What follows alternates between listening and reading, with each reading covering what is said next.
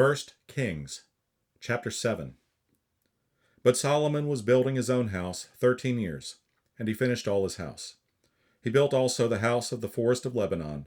The length thereof was 100 cubits, and the breadth thereof 50 cubits, and the height thereof 30 cubits, upon 4 rows of cedar pillars, with cedar beams upon the pillars. And it was covered with cedar above upon the beams, that lay on 45 pillars, 15 in a row. And there were windows in 3 rows, and light was against light in 3 ranks. And all the doors and posts were square with the windows, and light was against light in 3 ranks. And he made a porch of pillars, the length thereof was 50 cubits, and the breadth thereof 30 cubits, and the porch was before them, and the other pillars and the thick beam were before them. Then he made a porch for the throne where he might judge, even the porch of judgment, and it was covered with cedar from one side of the floor to the other. And his house where he dwelt had another court within the porch, which was of the like work.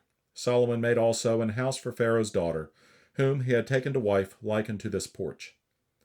All these were of costly stones, according to the measures of hewed stones, sawed with saws within and without, even from the foundation unto the coping, and so on the outside toward the great court.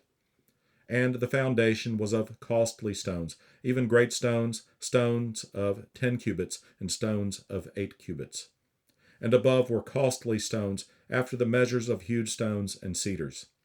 And the great court round about was with 3 rows of hewed stones, and a row of cedar beams, both for the inner court of the house of the Lord, and for the porch of the house. And King Solomon sent and fetched Hiram out of Tyre. He was a widow's son of the tribe of Naphtali, and his father was a man of Tyre, a worker in brass, and he was filled with wisdom and understanding, and cunning to work all works in brass. And he came to King Solomon, and wrought all his work. For he cast 2 pillars of brass, of 18 cubits high apiece, and a line of 12 cubits did compass either of them about. And he made 2 chapiters of molten brass, to set upon the top of the pillars. The height of the one chapiter was 5 cubits, and the height of the other chapiter was 5 cubits. And nets of checker work, and wreaths of chain work, for the chapiters which were upon the top of the pillars, 7 for the one chapiter, and 7 for the other chapiter. And he made the pillars and 2 rows round about upon the one network to cover the chapiters that were upon the top with pomegranates, and so did he for the other chapiter.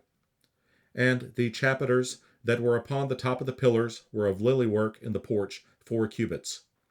And the chapiters upon the 2 pillars had pomegranates also above, over against the belly which was by the network, and the pomegranates were 200 in rows round about upon the other chapiter. And he set up the pillars in the porch of the temple, and he set up the right pillar, and called the name thereof Jachin. And he set up the left pillar, and called the name thereof Boaz. And upon the top of the pillars was lily work, so was the work of the pillars finished. And he made a molten sea, 10 cubits from the one brim to the other. It was round all about, and his height was 5 cubits, and a line of 30 cubits did compass it round about. And under the brim of it round about there were knops compassing it, 10 in a cubit, compassing the sea round about. The knops were cast in 2 rows when it was cast. It stood upon 12 oxen, 3 looking toward the north, and 3 looking toward the west, and 3 looking toward the south, and 3 looking toward the east. And the sea was set above upon them, and all their hinder parts were inward. And it was an handbreadth thick, and the brim thereof was wrought like the brim of a cup, with flowers of lilies. It contained 2,000 baths. And he made 10 bases of brass. 4 cubits was the length of one base, and 4 cubits the breadth thereof, and 3 cubits the height of it. And the work of the bases was on this manner. They had borders, and the borders were between the ledges. And on the borders that were between the ledges were lions, oxen, and cherubims. And upon the ledges there was a base above, and beneath the lions and oxen were certain additions made of thin work. And every base had 4 brazen wheels, and plates of brass, and the 4 corners thereof had undersetters. Under the laver were undersetters molten at the side of every addition. And the mouth of it within the chapiter and above was a cubit, but the mouth thereof was round after the work of the base, a cubit and an half, and also upon the mouth of it were gravings, with their borders foursquare, not round.